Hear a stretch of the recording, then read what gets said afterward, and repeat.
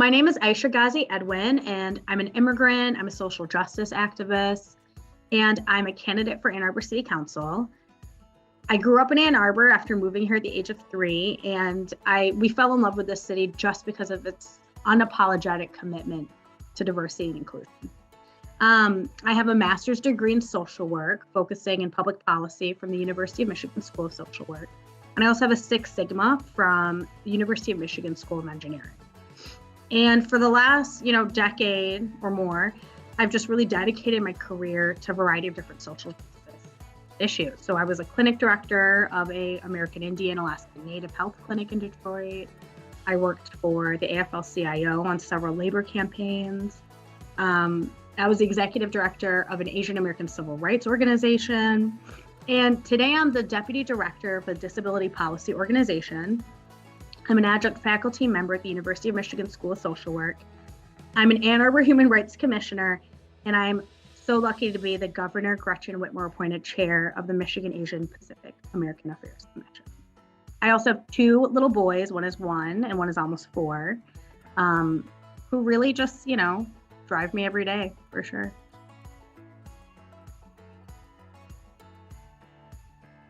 So to me, authentic leadership of women means being humble. It means paying attention to things like intersectionality and marginalized voices in the room. And for me, and I try to practice this in every space I'm in, it's like being aware of what power and privilege do I have in this space? Like being aware of the power dynamic and whose voice is like not being heard right now. And how can I uplift voices that are not being heard? It also means using the power that you have to open doors for other women, especially marginalized women, especially women who are low income or maybe have a disability or racial minority, anything you can do to help those women overcome some of those obstacles and be in a place that's more visible and more seen and heard, I think is so important. So a lot of, my values around leadership and serving come from a belief that I have that if you have privilege of any form, like you're obligated to share with others, just to help equalize, the playing field. And this is a quote that really kind of guides me, and it's a quote that I share with students when I teach at University of Michigan a lot. And it says that when you get these jobs that you've been so brilliantly trained for, just remember that your real job is that if you are free, you need to free somebody else. If you have some power, then your job is to empower somebody else. It's by Toni Morrison. And that's something that I try to keep in mind when I'm in a leadership position.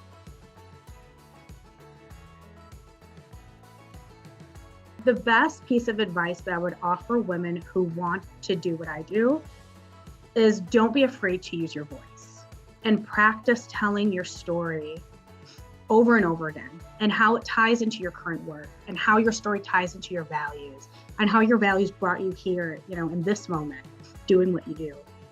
One of the, it's a way to tell your story and practice on a way to practice telling your story. It's called Story of Self, Story of Us, Story of Now.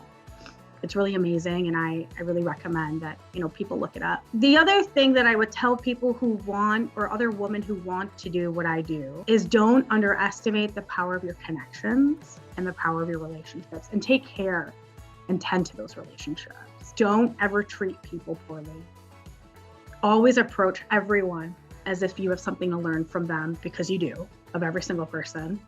And don't take relationships for granted, because you don't know who is going to end up being your boss in the future. You don't know who is going to end up being someone who gets you a job when you're down and out.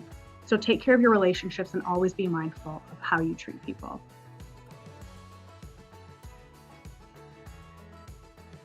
So I think that the number one thing that's going to help further women's economic recovery during the pandemic is a lot of the things that Governor Whitmer has already kind of committed to and been doing, like making comprehensive policies that assist women with childcare, to starting a business, to helping families who are financially struggling, to helping, protect a woman's right to choose and dictate her own health care.